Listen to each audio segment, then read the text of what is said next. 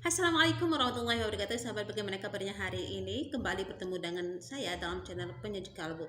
Dan kali ini saya akan membahas tentang bagaimana kekuatan istighfar dan sholawat dalam memudahkan urusan kita.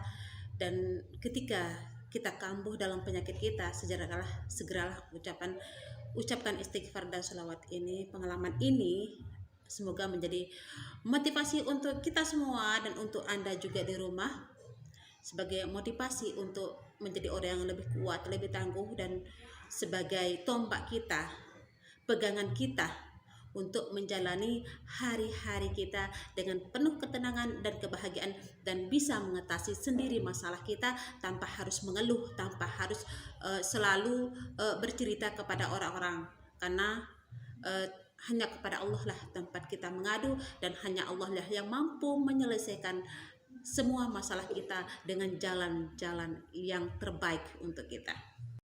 Assalamualaikum warahmatullahi wabarakatuh. Jangan lupa untuk subscribe, comment, like, and share supaya saya lebih semangat untuk membuat video-video yang lebih menarik untuk Anda. Terima kasih. Nah, sahabat, kita lanjut dengan pembahasan kita hari ini, yaitu bagaimana kekuatan istighfar dan sholawat telah mampu memberikan saya sebuah jalan yang terbaik yang Allah berikan untuk saya, di mana dengan selalu beristighfar, selalu membaca sholawat, Allah selalu memudahkan semua urusan saya. Nah, salah satunya adalah ketika ini saya cerita pribadi, pengalaman pribadi, supaya ini sebagai rujukan sahabat-sahabat untuk terus bersolawat, untuk terus beristighfar. Nah, ini pengalaman saya beberapa tahun yang lalu ketika saya melaksanakan ibadah haji tahun 2011. Memang cukup lama ya, tapi saya yakin, saya sadar bahwa begitu dahsyatnya kekuatan istighfar, begitu dahsyatnya kekuatan sholawat. Nah, ketika saya berada di Mekah Al-Mukarramah, suami saya selalu berpesan, sering-seringlah beristighfar. Apa yang kamu lihat kalau menjajali hati, baca istighfar. Ketika kamu mempunyai kesulitan di sana, selalu beristighfar. Dan ketika saya sampai di sana, saya selalu mengucapkan, membaca istighfar, dan terus beristighfar. Nah, jadi ketika orang sampai di Mekah, kan kita tidak tahu kan hotel kita pertama kali di sana, kita belum hafal jalan-jalan ke hotel kita. Nah, waktu di sana saya selalu membaca istighfar, dan esoknya teman-teman saya setelah kita melaksanakan tawaf tawaf kudum. Ini tawaf kudum adalah tawaf yang kita lakukan ketika kita sudah sampai di Mekah Al-Mukarramah. Pertama kali kita menginjakkan kaki kita di Mekah Al-Mukarramah, kita disuruh untuk melaksanakan yang namanya tawaf kudum. Nah, selesai kita ke tawaf kudum, kan kita kembali ke hotel. Nah,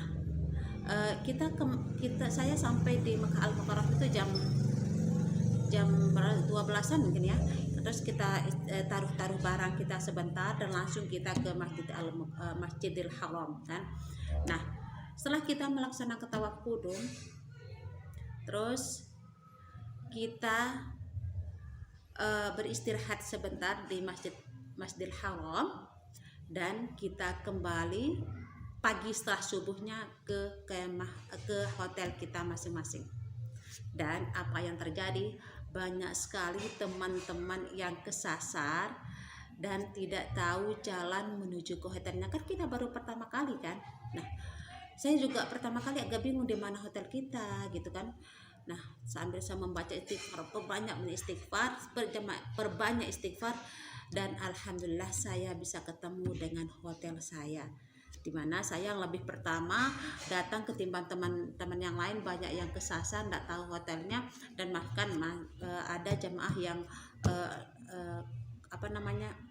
diambil uangnya sama supir taksi yang di Mekah. Nah, selanjutnya ketika saya ini pertama. Kedua, ketika saya di Mina untuk melontar Jamratul Aqabah kan. Nah, pulang di sana banyak sekali teman-teman yang kesasar juga. Dan alhamdulillah saya kan sering membaca istighfar, sholawat. Alhamdulillah saya juga sampai di Mina. Dan ini juga bagi sahabat yang akan melaksanakan ibadah umroh ataupun ibadah haji. sering-seringlah membantu orang yang membutuhkan. Misalnya ada orang tua yang tidak bisa berjalan, yang tidak bisa mengerjakan ini dengan karena lemah, silahkan dibantu. Ini yang saya lakukan dulu di Makkah Al-Mukarramah, sehingga alhamdulillah Allah selalu memudahkan urusan saya. Saya selalu membantu orang-orang yang tua, orang-orang jompo.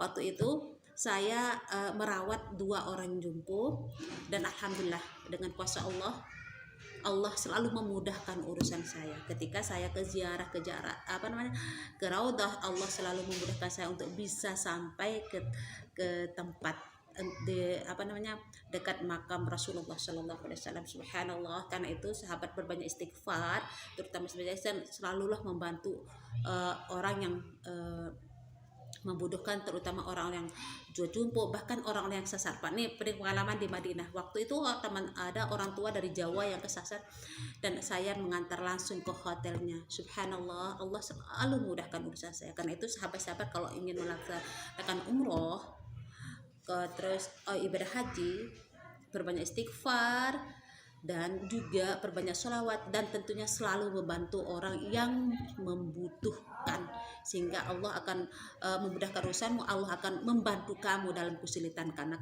engkau membantu orang yang lain dalam kesulitan. Nah, ini ketika saya sedang tawaf sunat kan. Nah, ketika tawaf sunat itu banyak sekali orang-orang kan, waktu sebelum 2011 itu masih banyak ada, belum yang namanya corona, pokoknya masihlah normal. Nah, datanglah yang jamaah yang hitam itu. Nah, kalau sudah jamaah yang hitam itu sudah datang, mereka akan tidak memberikan jalan ke jamaah-jamaah seperti kita yang dari Asia, yang kecil-kecil, yang dari kita Indonesia dan Malaysia kan, fisik-fisiknya sama antara Malaysia dan Indonesia, itu orang Asia. Nah, waktu saya tawaf, hampir saya terinjak oleh rombongan mereka, dan di sanalah saya selalu membaca wa antansurna wa taftah alaina wa tarzukna wa tahfazna wa taghfir lana wa li jami'il muslimin ya Allah ya hayyu qayyum la ilaha. Saya selalu membaca wa antansurna. Ini adalah salawat Nahdlatain. Ini bagi salawat bagi organisasi Nahdlatul Wathon. Silahkan Anda dimanapun Anda berada melihat channel saya ini adalah pengalaman pribadi saya ya. Saya selalu membaca sholawat Nahdlatain. Dalam hal apa sholawat Nahdlatain? Ketika saya berangkat juga, bapak saya membacakan saya sholawat Nahdlatain ketika akan berangkat ke Al-Mukarramah. Dan ketika tawaf pun selesai saya membaca doa tawaf, saya selalu membaca sholawat Nahdlatain. Alhamdulillah, Allah selalu mempermudahkan. Nah, bagi yang tidak mengenal sholawat Nahdlatain, silahkan sholawat apa-apa, sholawat Jibril kah, sallallahu alaihi Muhammad, sholawat Nabi kah, Allahumma sholli ala sayyidina Muhammad wa ala sayyidina Muhammad, sholawat Fatih kah, Allahumma sholli al Fatih lima agrikul khatil lima sabaqan nasirul haqqi bil haqqi wal hadi ila siratal mustaqim wa ala alihi haqqa qadrihi wa miqdarihi. Silahkan amalkan. Insyaallah semua bentuk sholawat, macam sholawat itu fadilahnya sama, luar biasa. Allah akan memberikan syafaat bagi pengamalnya, baik dunia dan akhirat, akan memudahkan urusannya. Ini adalah pengalaman saya pribadi. Semoga ini bagi motivasi untuk teman-teman yang akan berangkat umroh, teman-teman yang akan berangkat haji, berbanyak istighfar di sana, berbanyak sholawat di sana.